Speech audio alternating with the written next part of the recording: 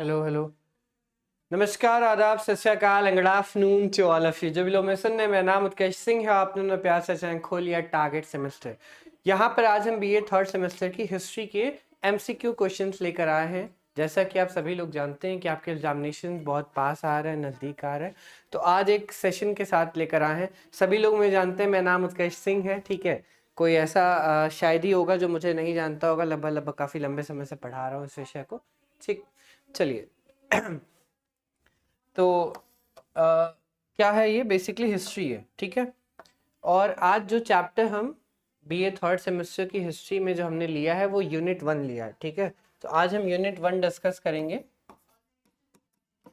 और यूनिट 1 के एमसीक्यूज में जो पहला जो आता है वो आता है advent of Europeans in India. ठीक है, यूरोपियों का भारत में आगमन। हिंदी वालों के लिए यूरोपियों का भारत में आगमन, जिसको हम कहते हैं advent of Europeans in India. ठीक है, सबसे पहला हमारा टॉपिक यही होने वाला है आज का, advent of Europeans in India. India में यूरोपियंस का आगमन। ठीक है, चलिए।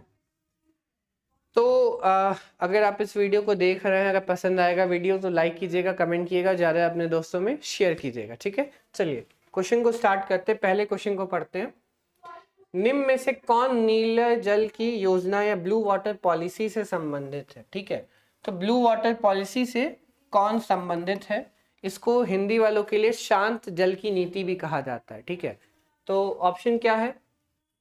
Francisco de Almeida, Alfonso de Albuquerque duplex या रॉबर्ट क्लाइव। क्या आंसर इसका होगा? ठीक है, तो इसका आंसर जो होगा वो हो जाएगा पहला, जिसको हम कहते हैं फ्रांसिस्को डी अल्मीडा। ठीक है, ब्लू वाटर पॉलिसी ले आने वाला जो पर्सन था उसका नाम था फ्रांसिस्को डी अल्मीडा। ठीक है, उसने एक अल्मीडा कार्टेज सिस्टम में निकाला था, उसको अल्मीडा कार्टेज सिस्टम कहा जाता है, Almeida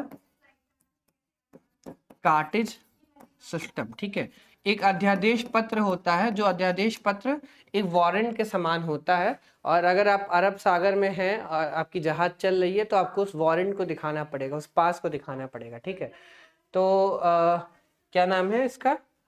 Almeida Almeida cartaz system. ठीक है, अल्मीडा कार्टेज सिस्टम इसका पूरा नाम होता था, अल्मीडा कार्टेज सिस्टम। ठीक है, पहला क्वेश्चन है। चलिए, नाम क्या है इसका? इसका नाम है फ्रांसिस्को डी अल्मीडा। ठीक है, पूरा नाम इसका है Francisco de Almeida, Francisco de Almeida. सभी को पता है पुर्तगाली था, पुर्तगाली गवर्नर था। 1505 से लेकर के 1509 तक के समय काल तक ये रहा था। ठीक है, शांत जल की नीति इसी की है। और मैंने एक और नाम बताया है, ये भी लिख लेना, अल्मीडा कार्टेज सिस्टम। ठीक है, तो अल्मीडा कार्टेज सिस्टम भी इसी का है। चलो आगे बढ़ते हैं। उस शासक का नाम बताइए जिसने वास्को डी गामा कालीकट में स्वागत किया। कालीकट में वास्को डी गामा का स्वागत किसने किया था? तो एक पुर्तगाली ट्रेवलर जिसका नाम था वास्को डी गामा, वो भारत आया था। और भारत में कहाँ पर आया था? कालीकट में आया था। कालीकट को मॉडर्न डे में कहते हैं कोंजीकोड कहा जाता है। क्या कहा जाता है? कोंजीकोड कहा जाता है। मॉडर्न डे में केरल में पड़ता है। ठीक है, तो किस शासक ने इसका स्वागत किया था? तो जैमोरिन ने इनका स्वागत किया था। ठीक है, इनका नाम है जैमोरिन। क्या नाम है? जैमोरिन। कई इतिहासकार बताते हैं कि जैमोरिन के पास लगभग 50,000 की सेना हुआ करती थी, जल सेना थी 50,000 की जैमोरिन के पास। जैमोरिन जो व्यक्ति था वो एक हिंदू शासक था। ठीक है, हिंदू रूलर था जैमोरिन। ठीक है, कोई ये नहीं समझेगा कि कोई और धर्म को मानता था, ये हिंदू रूलर ही था, इसका नाम था जैमोरिन। ठीक है, ईयर अगर आपसे कोई पूछे तो ईयर क्या हो जाएगा? वास्को डी गामा 1498 में आया था। ठीक है, ईयर क्या हो जाएगा? 1498 हो जाएगा। ठीक है, चलिए अब आते हैं तीसरे क्वेश्चन पे। भारत का प्रथम गवर्नर जनरल कौन है? भारत का प्रथम गवर्नर जनरल कौन है? Who was the first governor general of India? ठीक है, तो गवर्नर जनरल तो भाई बहुत सारे होते हैं। जैसे पहला जो गवर्नर बना बंगाल का, गवर्नर ऑफ बंगाल। ठीक है, तो पहला गवर्नर बंगाल का नाम क्या है? इसका रॉबर्ट क्लाइव नाम था। ठीक है, इसके बाद आगे चलेंगे, गवर्नर जनरल ऑफ बंगाल। तो पहला गवर्नर जनरल ऑफ बंगाल कौन है? सर वॉरेन हेस्टिंग्स है। ठीक। इसके बाद कौन आएगा, इसके बाद आएगा governor Bengal, governor general Bengal. इसके बाद आएगा गवर्नर जनरल ऑफ इंडिया। ठीक है, गवर्नर जनरल ऑफ इंडिया पहला कौन है, लॉर्ड विलियम बेंटिक है। अगर लॉर्ड नाम चाहो तो लिख सकते हो, नहीं तो कोई जरूरी नहीं है लॉर्ड लिखना। ठीक है, लॉर्ड विलियम बेंटिक है। ठीक है, इसके बाद आगे बढ़ेंगे तो हमें मिलेगा वॉइस रॉय ऑफ इंडिया। ठीक है, वॉइस रॉय का मतलब होता है vice royalty to the British kingdom. ठीक है, vice royalty to the British kingdom को कहते हैं वॉइस रॉय। ठीक है, वॉइस रॉय ऑफ इंडिया पहला कौन है, तो ये है लॉर्ड कैनिंग। ठीक है, चलो, तो governor Bengal Robert Clive, governor general Bengal पहला Warren Hasting, first governor general of India Lord William Bentinck और viceroy of India Lord Canning. अब पूछा क्या है, भारत में प्रथम governor general, first governor general of India, तो first governor general of India कौन था, लॉर्ड विलियम बेंटिक थे। तो आंसर इसका क्या हो जाएगा, ए हो जाएगा। ठीक है, अगर आप समझदार होंगे तो ये भी लिख लेंगे जो मैंने लिखा है। ठीक है, एक बार देख लीजिए, ये लिख लीजिएगा एक बार सभी लोग। चलिए, चौथा क्वेश्चन देखते हैं, बंगाल का प्रथम गवर्नर जनरल कौन था, बंगाल का प्रथम गवर्नर जनरल। तो मैंने बताया अभी बंगाल का प्रथम गवर्नर जनरल कौन था, सर वॉरेन हेस्टिंग थे। First governor general of Bengal कौन थे, सर वॉरेन हेस्टिंग्स थे। ठीक है, सर वॉरेन हेस्टिंग को बंगाल का प्रथम गवर्नर जनरल बनाया गया था रेगुलेटिंग एक्ट 1773 के तहत। ठीक है, रेगुलेशन या रेगुलेटिंग एक्ट 1773 के तहत इनको पहला गवर्नर जनरल बनाया गया था बंगाल का। ठीक है, चलो, निम्नलिखित में से किस यूरोपियों ने भारत में सबसे पहले अपना व्यापार फैलाया और प्रभावित किया। सबसे पहले कौन यूरोपी भारत में आए थे, सबसे पहले भारत में और सबसे आखिरी में भारत से जाने वाले जो थे वो कौन थे, पुर्तगाली थे। पुर्तगाली सबसे पहले भारत में आते हैं और सबसे बाद में भारत से जाते हैं। ठीक है, एक क्रम होता है, क्रम थोड़ा सा आपको याद, जैसे पुर्तगाली, ठीक है, फिर डच आपको मिलेंगे, फिर डच के बाद आपको इंग्लिश मिलेंगे, बीच में आपको डेनिश भी देखने को मिलेंगे लेकिन वो उतना इम्पोर्टेंट नहीं है। ठीक है, फ्रेंच कह सकते हो यहाँ पे, और फिर उसके बाद स्वीडिश होता है। ठीक है, तो ये क्रम है। सबसे पहले कौन आया भारत में, सबसे पहले जो आए थे उनको पुर्तगाली, सबसे पहले पुर्तगाली आए, फिर डच आए, इसके बाद इंग्लिश आए, फिर डेनिश आए, फिर फ्रेंच आए, फिर आए स्वीडिश। स्वीडिश सबसे आखिरी में भारत में आने वाले हैं। पुर्तगाली सबसे पहले आते हैं और सबसे बाद में जाते हैं। ठीक है, चलिए, सभी को पता है गोवा के क्षेत्र को बाद में सबसे लास्ट में छोड़कर जाते हैं पुर्तगाली। ठीक है, चलिए, भारत में समुद्री मार्ग की खोज किसने की थी, भारत में समुद्री मार्ग की खोज करने वाला व्यक्ति का नाम है वास्को डी गामा। ठीक है, इसने cape of good hope route की खोज की थी 1498 में। वास्को डी गामा कालीकट पर आया था, कालीकट मॉडर्न कोझिकोड केरल में पड़ता है। ठीक है, और इसने कौन से रूट की खोज की थी, cape of good hope root.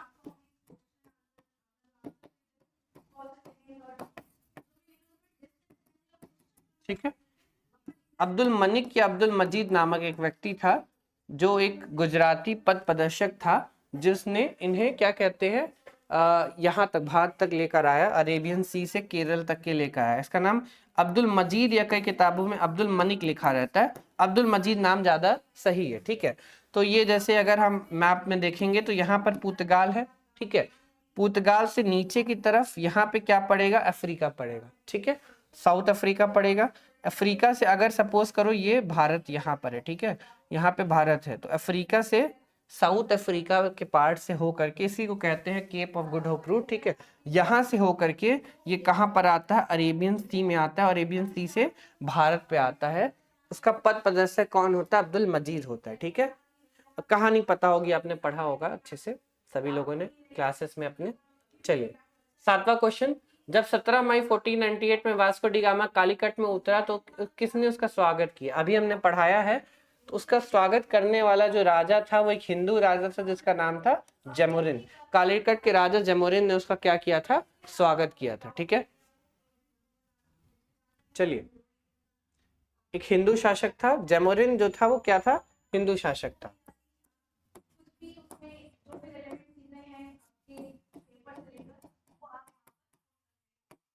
चलिए, वास्को डी गामा भारत कब आया था? वास्को डी गामा भारत आया था 1498 में, 17 मई 1498 में भारत आया था वास्को डी गामा। कहाँ पर कैसे उतरा था हम बता चुके हैं।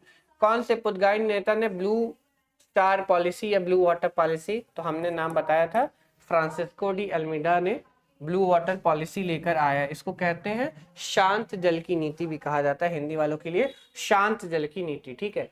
पुर्तगाली व्यापारी गोवा की भूमि पर पहली बार किस सदी में गए? ठीक है, किस सदी में पुर्तगाली व्यापारी गोवा की भूमि पर पहली बार सदी में आए थे? ठीक है, तो अगर मुझे पता है तो 1510 के आसपास पुर्तगालियों ने गोवा को जीतने का काम किया था। ठीक है, तो अगर हम 1510 का समय काल देख रहे हैं, ठीक है, तो 1510 को हम 1500 से लेकर के 1599 का समय मान सकते हैं। और 1599 का जो समय होता है सो क्या कहते हैं? 16th सेंचुरी कहते हैं। क्या कहते हैं? 16वीं शताब्दी कहते हैं। तो इसका आंसर क्या हो जाएगा? 16th सेंचुरी हो जाएगा। ठीक है, आंसर क्या हो जाएगा इसका? 16th सेंचुरी हो जाएगा। ठीक है, जो सेंचुरी होती है वो हमेशा पहले चलती, मतलब जो ईयर्स होते हैं वो पहले 100 साल पहले चलता है। जैसे 16th सेंचुरी लिखा, जैसे अभी क्या है? 21st सेंचुरी चल रहा है, चल तो 2000 रहा है, 2000 से लेके 2100 तक चलेगा, 2099 तक चलेगा। इसको क्या कहेंगे? 21st सेंचुरी कहते हैं। 20th सेंचुरी नहीं कहते, 21st सेंचुरी चल रही है। ठीक है, उसी प्रकार से 16वीं शताब्दी मतलब 1200 से लेकर 1299 एडी तक का समय काल। ठीक है, तो 16वीं इसमें जो है वो ज्यादा सही है। ठीक है, 1510 इसी के बीच में आएगा ना। ठीक, चलो आगे बढ़ते हैं। निम्नलिखित में से कौन सा युग्म सही सम्मिलित है? सही है गलत है, थोड़ा सा उस पर ध्यान दीजिएगा। कई बार यहाँ पर लिखा होता है कि गलत है, तो जब आप क्वेश्चन पेपर को पढ़ें तो क्वेश्चन पेपर को अटेंटिव फॉर्म में पढ़िए और सही लिखा है कि गलत लिखा उस चीज के ऊपर ध्यान दीजिए। ठीक है, कि सही लिखा है कि गलत लिखा है। यहाँ पर क्या लिखा है? सही सम्मिलित है। बक्सर का युद्ध मिर्जा जाफर विरुद्ध क्लाइव के बीच में हुआ, गलत। वांडीवास का युद्ध फ्रांसीसी विरुद्ध ईस्ट इंडिया कंपनी के बीच में हुआ, ये वाला जो पॉइंट है ये वाला सही है। ठीक है, चिलियावाला का युद्ध डलहौजी के विरुद्ध मराठों ने हुआ, गलत है। कुदरा का युद्ध निजाम विरुद्ध ईस्ट इंडिया कंपनी में, ये भी गलत है। जो स्टेटमेंट सही है वो बी वाला है। वांडीवास का युद्ध फ्रांसीसियों और इंग्लिश ईस्ट इंडिया कंपनी के बीच में हुआ था 1760 में। क्या कहते हैं? वैंडी वॉश का युद्ध कहते हैं, बैटल ऑफ वैंडी वॉश। ये मद्रास और पौंडीचेरी के बगल में एक जगह है, मद्रास और पौंडीचेरी के पास, इसी को वांडीवास का युद्ध कहा जाता है। वांडीवास जो जगह है वो मद्रास और पौंडीचेरी के बीच में कहीं पर है। ठीक है, चलिए आगे बढ़ते हैं। उस फ्रांसीसी सेनापति का नाम बताइए जो 1760 के वांडीवास युद्ध में पराजित हुआ। क्या नाम था उसका? तो उसका नाम बेसिकली काउंट डी रैली बताया जाता है। वैसे और भी नाम थे लेकिन और नाम यहाँ पे ऑप्शन में दिए नहीं हुए हैं, तो जो मोस्ट प्रोबेबली सही लगता है वो काउंट डी रैली का ही नाम लगता है, जो फ्रांसीसी सेनापति था और जो युद्ध में लड़ता हुआ मारा भी गया था। ठीक है, एक और नाम मिलता है, वो नाम मुझे भी याद नहीं आ रहा है, मैं आपको अगले वीडियोस में चेक करके बताऊंगा। ठीक है, अंग्रेजी शासनकाल में भारत का कौन सा क्षेत्र अफीम उत्पादन हेतु प्रसिद्ध था? अब यहाँ पर अफीम उत्पादन की बात की गई है, ओपियम की बात की गई है। ओपियम के लिए सबसे फेमस जो था वो बिहार का क्षेत्र था। बिहार के क्षेत्र में हमेशा ओपियम की बहुत बड़ी तादाद होती थी। ऐसे क्वेश्चन बिहार पीसीएस प्री में हमेशा पूछे जाते हैं। ठीक है, नोट करिएगा, बहुत पुराना क्वेश्चन है बिहार पीसीएस प्री का। चलिए आगे बढ़ते हैं। ब्रिटिश ईस्ट इंडिया कंपनी ने बम्बई किससे लिया था? Bombay British East India company ने किससे लिया था? पुर्तगालियों से लिया था। ठीक है, सभी को दहेज वाला पता है। 1661 में जो ब्रिटिश शासक उस समय के थे उनका नाम था चार्ल्स द्वितीय या चार्ल्स टू। ठीक है, उनकी शादी हुई थी पोर्टुगीज की महारानी जिनका नाम है कैथरीन ऑफ ब्रेगेंजा से। तो कैथरीन ऑफ ब्रेगेंजा पोर्टुगीज की थी और ये जो थे क्या कौन थे? ब्रिटिश थे। इन दोनों के बीच में मैरिज अलायंस होती है और शादी के बाद क्या होता है? पुर्तगालियों ने इंग्लिश मतलब ब्रिटिशर्स को बॉम्बे क्या हुआ? दहेज में दे दिया था। ठीक है, तो बॉम्बे को दहेज में दे दिया था। किसने दिया था? पुर्तगालियों ने। किसको दे दिया था? ब्रिटिश ईस्ट इंडिया कंपनी को दे दिया था। ठीक है, सॉरी मतलब ब्रिटिश सम्राट को दे दिया था। ब्रिटिश सम्राट के बाद 1661 के बाद 1668 में जो ब्रिटिश सम्राट है चार्ल्स द्वितीय, उन्होंने इंग्लिश ईस्ट इंडिया कंपनी को 10 पाउंड पर ईयर पर लीज पर दे दिया। ठीक है, बॉम्बे 10 पाउंड पर ईयर पर लीज पर देने का काम किया किसने? चार्ल्स द्वितीय ने। चार्ल्स द्वितीय कौन थे? ब्रिटिश जो उस समय के शासक थे, ब्रिटिश किंग थे, उनका नाम था चार्ल्स द्वितीय। ठीक है। पुर्तगाल की महारानी का नाम था कैथरीन ऑफ ब्रेगेंजा, जो दोनों लोग के बीच में शादी हुई थी। ठीक है। अब इनका पहला गवर्नर कौन था बॉम्बे का 1668 में? तो जॉर्ज ऑक्सीडन का नाम मिलता है। वो थोड़ा डिटेल फैक्चुअल डाटा हो जाएगा, उधर नहीं जाते हैं। चलिए आगे बढ़ते हैं। भारत में 1630 में अंग्रेजों ने अपनी पहली फैक्ट्री कहां पर स्थापित की थी? पहली फैक्ट्री अंग्रेजों ने अपनी पहली फैक्ट्री स्थापित की थी सूरत के अंदर 1613 में। ठीक है, ध्यान रखिएगा 1613 सही है। 1619 भी कई किताबों में मिलता है, वो बहुत हद तक गलत है। ठीक है, बहुत सारे लोग आपको जैसे सही जानकारी नहीं देते हैं। कई किताबों में आपको 1609 भी मिलेगा, 1609 गलत है, 1609 सही नहीं है। 1613 में पहली बार सूरत के अंदर अपनी प्रथम फैक्ट्री, सूरत कहाँ पर है? गुजरात में है। और पहली फैक्ट्री अपनी अंग्रेज डालते हैं कहाँ पर? सूरत में। दूसरी फैक्ट्री की बात करें तो 1616 में मसूलीपट्टनम में या मछलीपट्टनम में, आंध्र प्रदेश में जगह है। ठीक है, हैंड प्रिंटिंग के लिए बहुत ज्यादा फेमस है, उसका नाम है मसूलीपट्टनम या मछलीपट्टनम। तो मसूलीपट्टनम या मछलीपट्टनम में क्या करते हैं? 1616 में अपनी दूसरी फैक्ट्री अंग्रेज खोलते। पहली फैक्ट्री कहाँ पर थी? पहली फैक्ट्री सूरत में थी। ठीक है, ये फैक्ट्री मतलब क्या है? गोडाउन है। ठीक है, बस सामान रखने के लिए गोडाउन है और कुछ नहीं है। यहाँ पर सामान रखने के लिए एक गोडाउन बनाया गया था। चलिए, भारत में पुर्तगाली शक्ति का वास्तविक संस्थापक कौन था? यहाँ पर पूछा गया है पुर्तगाली शक्ति का वास्तविक संस्थापक कौन था। अब हम बात कर रहे हैं वास्तविक संस्थापक की। तो वास्तविक संस्थापक माना जाता है अल्फांसो डी अल्बुकार्क को। कई बार क्वेश्चन रिपीट किया गया है। 1509 से लेकर 1515 तक के समय काल में रहता है अल्फांसो डी अल्बुकार्क। इसका नाम है अल्फांसो डी अल्बुकार्क। हमने इससे पहले पढ़ा था फ्रांसिस्को डी अल्मीडा के बारे में। ठीक है, फ्रांसिस्को डी अल्मीडा के बारे में पढ़ा था। तो फ्रांसिस्को डी अल्मीडा का जो समय काल है वो क्या है? 1505 से लेकर के 1509 है। ठीक है, इसने शांत जल की नीति निकाली थी। अब फ्रांसिस्को डी अल्मीडा को संस्थापक कहा जाता है पुर्तगाली कंपनी का, फाउंडर ऑफ पुर्तगाली कंपनी। पुर्तगाली कंपनी का क्या कहा जाता है? इसको संस्थापक कहा जाता है, फाउंडर ऑफ पुर्तगाली कंपनी कहा जाता है। और अल्फांसो डी अल्बुकार्क का जो नाम यहाँ पर आपको मिल रहा है, अल्फांसो डी अल्बुकार्क को क्या माना जाता है? इसको हम रियल फाउंडर मानते हैं। ठीक है, इसको हम कहते हैं he was the real founder of Portuguese company. पुर्तगाली कंपनी का रियल फाउंडर कौन था? वो था आपका अल्फांसो डी अल्बुकार्क था। ठीक है, तो वास्तविक संस्थापक है फ्रांसिस्को डी अल्मीडा और रियल फाउंडर है अल्फांसो डी अल्बुकार्क। ठीक है, इसने गोवा के अंदर सती प्रथा को भी बैन किया था। गोवा के अंदर पहली बार सती प्रथा को क्या किया था? बैन किया था। ये भी क्वेश्चन पूछा जाता है। इसके समय काल में 1510 में गोवा को जो समय के जो शासक थे, गोवा उस समय था यूसुफजाई आदिलशाही डायनेस्टी के पास था। तो आदिलशाही डायनेस्टी से गोवा को 1510 में छीनने वाला भी कौन था? अल्फांसो डी अल्बुकार्क ही था। ठीक है, जितना फैक्चुअल डाटा लिखा हुआ है सब नोट कर लीजिएगा। चलिए आगे बढ़ते हैं। सत्यत प्रकाश किसकी रचना है? बहुत बढ़िया क्वेश्चन है। दयानंद सरस्वती का नाम सबने सुना है। सत्यत प्रकाश जो रचना है वो किसकी है? दयानंद सरस्वती की रचना है। दयानंद सरस्वती 1875 में आर्य समाज की स्थापना करने वाले हैं। ठीक है, क्या है? आर्य समाज की स्थापना करने वाले हैं दयानंद सरस्वती। इनको मार्टिन लूथर भी कहा जाता है, भारत का मार्टिन लूथर भी कहा जाता है, क्योंकि बहुत बड़े समाज सुधारक थे स्वामी दयानंद सरस्वती। राजा राम मोहन रॉय की भी किताब है, ऐसे ही नाम है, उसका नाम है संबत कौमुदी। संबत कौमुदी नाम है। ठीक है, ये किताब बंगाली भाषा में है और ये जो किताब है सत्यत प्रकाश वो हिंदी भाषा में। ठीक है, चलिए नोट करिएगा।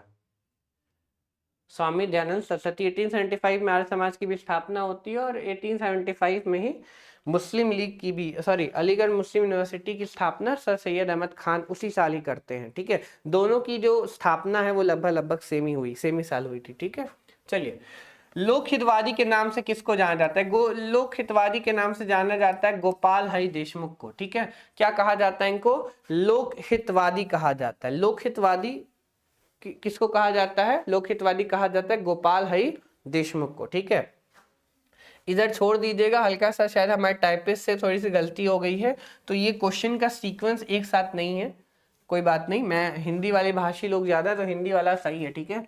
देखो, लोकहितवादी कहा जाता है गोपाल हरि देशमुख को। एक और टाइटल है जिसको कहा जाता है लोकनायक कहा जाता है। लोकनायक कहा जाता है किसको भाई? जयप्रकाश नारायण साहब को लोकनायक कहा जाता है। जयप्रकाश नारायण साहब, जयप्रकाश नारायण साहब ने बहुत महत्वपूर्ण भूमिका निभाई थी भारत छोड़ो आंदोलन में। बिहार सोशलिस्ट पार्टी के बहुत प्रोमिनेंट मेंबर के तौर पे हमें देखने को मिलते हैं जयप्रकाश नारायण साहब, ठीक है। बिहार सोशलिस्ट पार्टी के बहुत प्रोमिनेंट मेंबर भी थे जयप्रकाश साहब, ठीक है। जयप्रकाश नारायण नाम था, इनको लोकनायक कहते हैं। और लोकहितवादी कहा जाता है गोपाल हरि देशमुख को। जब आपसे पूछा जाए लोकहितवादी कौन है, तो लोकहितवादी है गोपाल हरि देशमुख, और लोकनायक कौन है, तो लोकनायक है जयप्रकाश नारायण साहब, ठीक है। चलिए आगे बढ़े क्या? चलिए थोड़ा सा देख लेते हैं, जहां जो भी दिक्कतें होंगी मुझे बता दीजिएगा, कोई दिक्कत वाली बात नहीं, क्योंकि बहुत लंबे समय से मैं पढ़ा भी रहा हूं, तो कहीं कुछ गड़बड़ होना या गलत होने का चांस ना के बराबर है, ठीक है। चलिए यहाँ देखिए, निम्नलिखित में से किस युद्ध में अंग्रेजों ने फ्रांसीसियों को पूरी तरह परास्त किया? अंग्रेजों ने फ्रांसीसियों को पूरी तरीके से वांडीवास के युद्ध में परास्त किया था, जो कि 1760 में हुआ था। 1760 में पूरी तरीके से परास्त किया था, ठीक है। इससे पहले 1759 में बेदरा का युद्ध भी हुआ है, बैटल ऑफ बेदरा हुआ है, ठीक है। इसको हुगली का युद्ध भी कहा जाता है, चिंसूरा का युद्ध भी कहा जाता है। ये किसके बीच में हुआ था? ये डच के बीच में हुआ है, और डच के अलावा इंग्लिश के बीच में ये हुआ था, ईस्ट इंडिया कंपनी के बीच में, ठीक है। फिर 1760 में हुआ कौन सा जंग? 1760 में हुआ वांडीवास का युद्ध, ठीक है। ऊपर लिखा गया है वांडीवास का युद्ध हुआ था अंग्रेजों के बीच में और फ्रेंच के बीच में। इसके बाद 1761 में हमारे पास थर्ड बैटल ऑफ पानीपत होता है। थर्ड बैटल ऑफ पानीपत मराठों के बीच में और अहमद शाह अब्दाली के बीच में होता है, ठीक है। 1761 में थर्ड बैटल ऑफ पानीपत लड़ा जाता है, ठीक है। चलिए 3 याद रखिएगा, बैटल ऑफ बेदरा, चिंसूरा, हुगली, 1759, 1760 वांडीवास का युद्ध, और 1761 थर्ड बैटल ऑफ पानीपत, बच्चा, ठीक है। चलो आ जाओ आगे। 1802 में बसिंग की संधि पर हस्ताक्षर किए थे, तो अंग्रेजों ने और बालाजी बाजीराव द्वितीय ने हस्ताक्षर किए थे बैसिंग की संधियों पे। अंग्रेजों से बैसिंग की संधि हुई थी, और बैसिंग की संधि होने के बाद फिर से सेकंड मराठा युद्ध शुरुआत हो गई। सेकंड मराठा युद्ध हुआ था 1803 से 1806 के बीच में, ठीक है। फिर से वो कुत्ते बिल्ली की तरह लड़ना उन्होंने क्या कर दिया? स्टार्ट कर दिया। चलिए आगे बढ़ते हैं। निम्न में से किसने धन निकासी के सिद्धांत का प्रतिपादन किया? धन निकासी का सिद्धांत जिसको कहते हैं, क्या कहा जाता है? धन निकासी का सिद्धांत। इसको हम कहेंगे, एक मिनट, इंग्लिश में ड्रेन ऑफ वेल्थ कहेंगे, ठीक है। कभी कभी भूल भी जाता है। चलो, धन निकासी का सिद्धांत मतलब होता है drain of wealth. Drain of wealth की थियोरी देने वाले थे हमारे पास दादा भाई नारोजी साहब। दादा भाई नारोजी साहब के बारे में इनको grand old man of India कहा जाता है, grand old man of India, ठीक है। मॉडरेट फेस के बहुत बड़े नेता, धन निकासी सिद्धांत देने वाले थे दादा भाई नारोजी। ड्रेन ऑफ वेल्थ की थियोरी, इनकी किताब थी poverty and un British rule India, ठीक है। Poverty and un British rule India इनकी किताब का नाम है।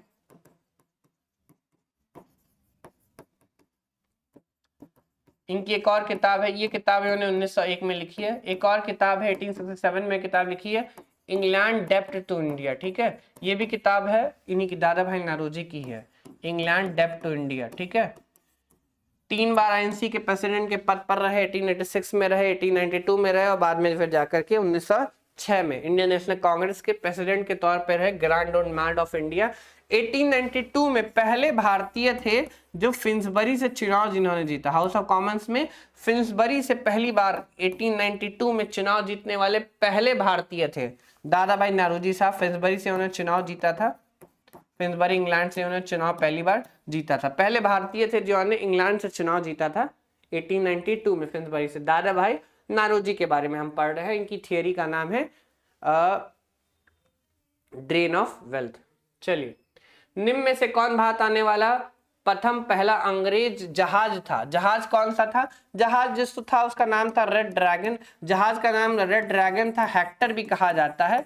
इस हेक्टर या रेड ड्रैगन नामक जहाज से कौन आया था, अगर मैं गलत नहीं हूं, एक मिनट मुझे नाम हल्का सा, ठीक है,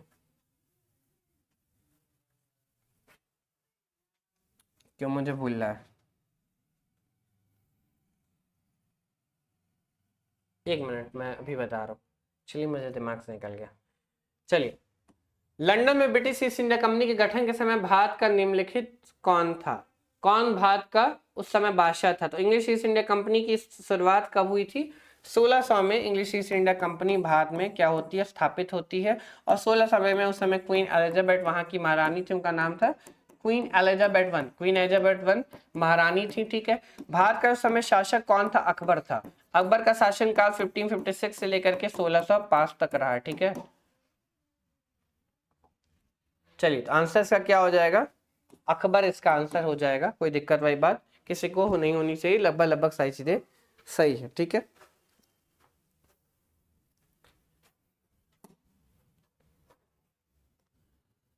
भारत में पुर्तगाली शक्ति का वास्तविक संस्थापक, फिर से वही क्वेश्चन, वास्तविक संस्थापक जब पूछेगा तो अल्फांसो डी अल्बुकार का नाम आप ले लेंगे हमेशा की तरह। British East India company Bombay किससे प्राप्त किया, बंबई प्राप्त किया किससे, ब्रिटिश ईस्ट इंडिया कंपनी ने बंबई प्राप्त किया था पुर्तगालियों से, जैसा कि मैं बता चुका हूं, पुर्तगालियों से बंबई को प्राप्त करने का काम किया था, ठीक है।